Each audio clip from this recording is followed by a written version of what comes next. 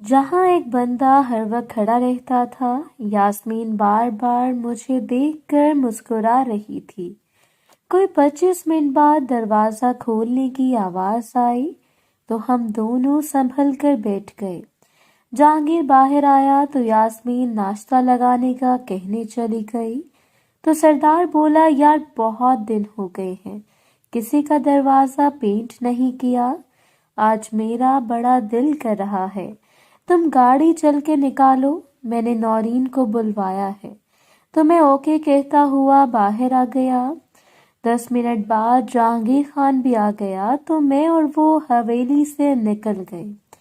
جہانگیر خان بولا، بہت ہی یہ دن بھاری گزرے ہیں، پتہ نہیں کس کی نظر لگ گئی ہے، مگر آج تو ساری کسر نکالنی ہے۔ میں گاڑی اسی جگہ لے کر گیا جہاں ایک بار پہلے بھی نورین کا دروازہ پینٹ کیا تھا۔ ہم وہاں پہنچے تو نورین بھی آ گئی، مجھے دیکھ کر آنکھ مار کر بولی، آج پھر میری حالت خراب کرنے آ گیا؟ تو میں بولا، تم بھی بڑی وہ ہو، تمہیں اثر کہاں ہوتا ہے؟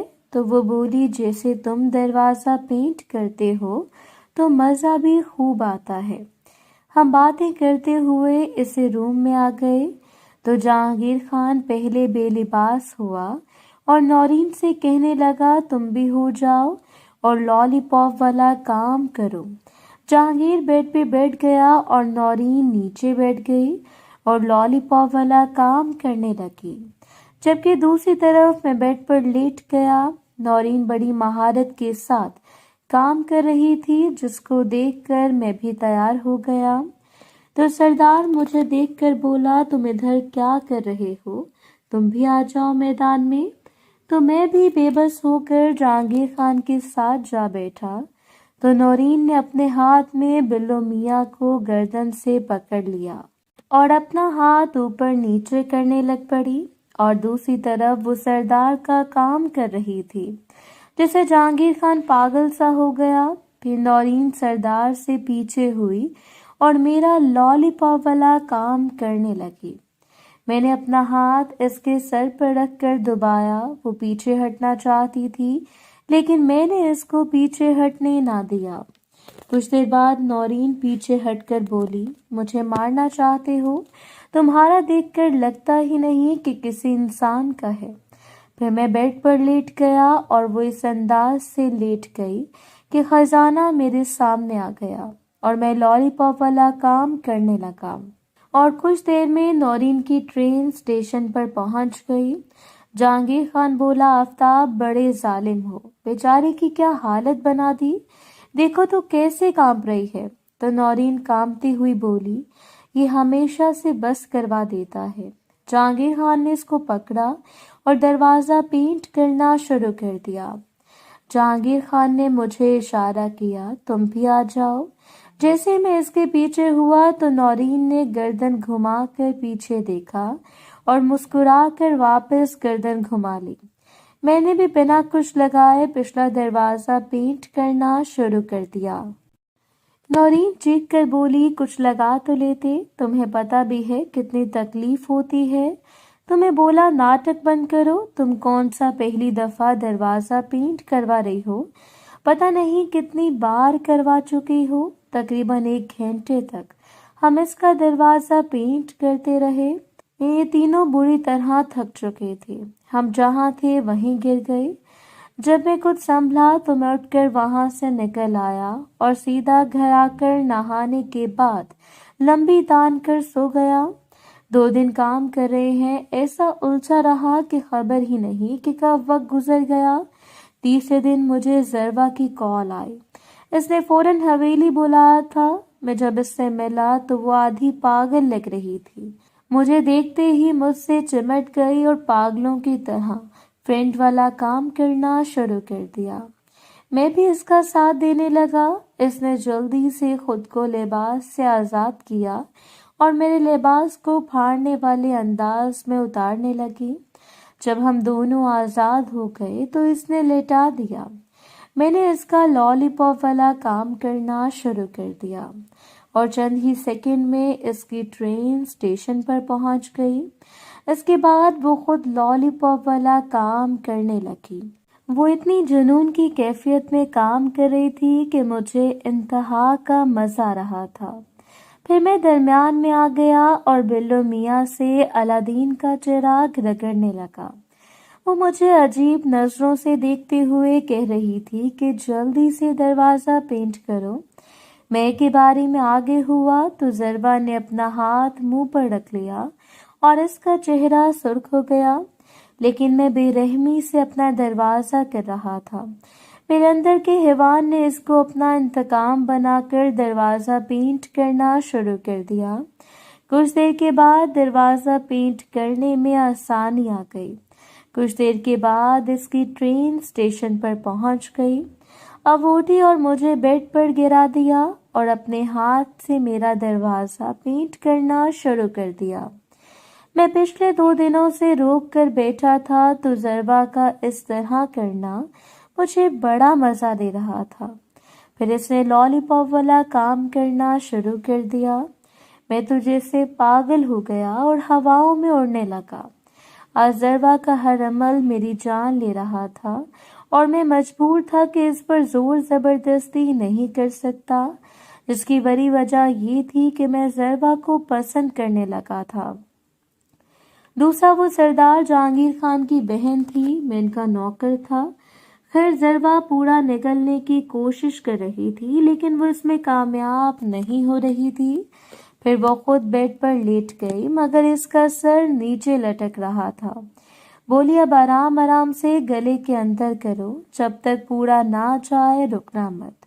تو میں بولا تمہیں تکلیف ہوگی؟ تو وہ بولی تم فکر مت کرو، بس اور کر دینا۔ میں آہستہ آہستہ آگے ہوتا گیا، تقریباً 3 حصے اندر چلے گئے تو میں رک گیا تو اس نے گردن ہلانا شروع کر دی۔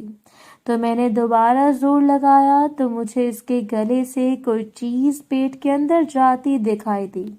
کافی کوشش کے بعد میں پورا کرنے میں کامیاب ہو گیا۔ درخت کے ساتھ جو 2 جامن لٹکے تھے وہ اس کی دونوں آنکھوں کے اوپر تھے۔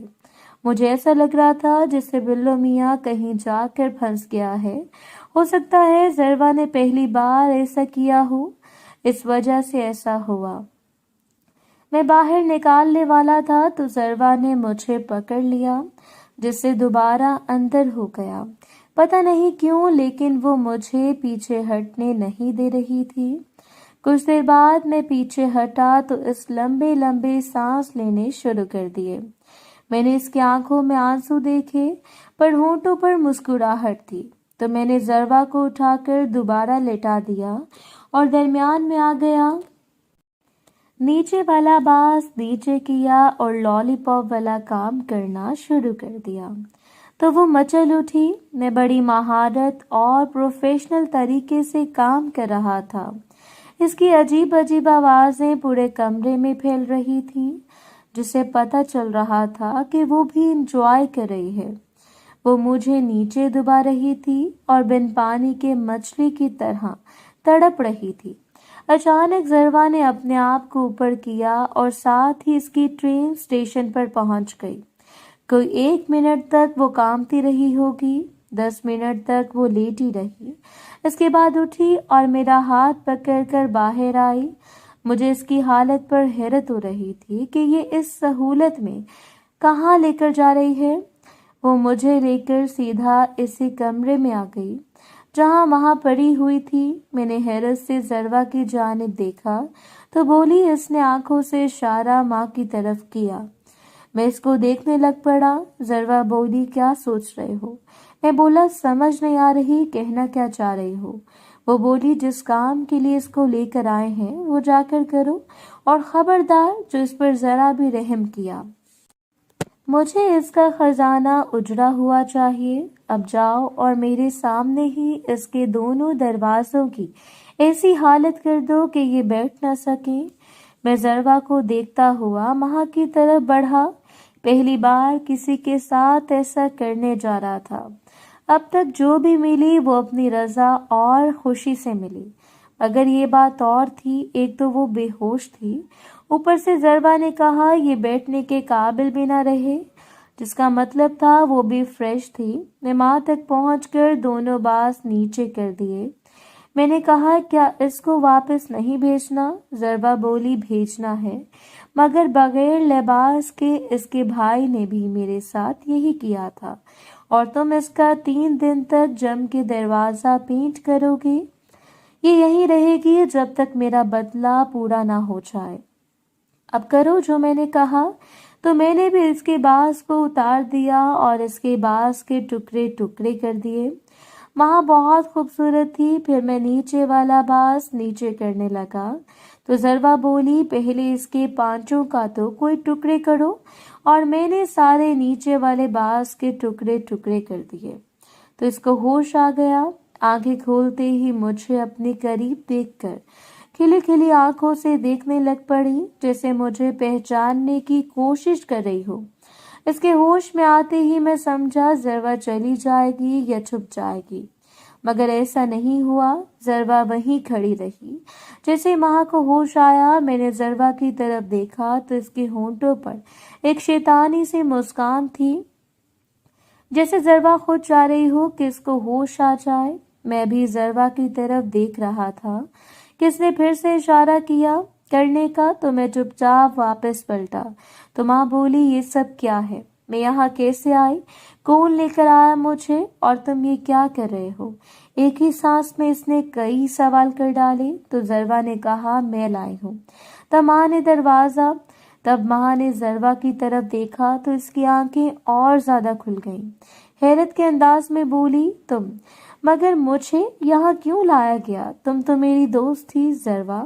تو ضربہ بولی دوست تھی ہوں نہیں، جب سے تمہارے بھائی نے مجھے اغوا کر کے 7 دن تک میرا دروازہ پینٹ کیا اور بعد میں اپنے لوگوں سے کروایا، تب سے میں تمہاری اور تمہارے بھائی کی دشمن ہوں۔ تو ماں بولی یہ تم کیا بول رہی ہو؟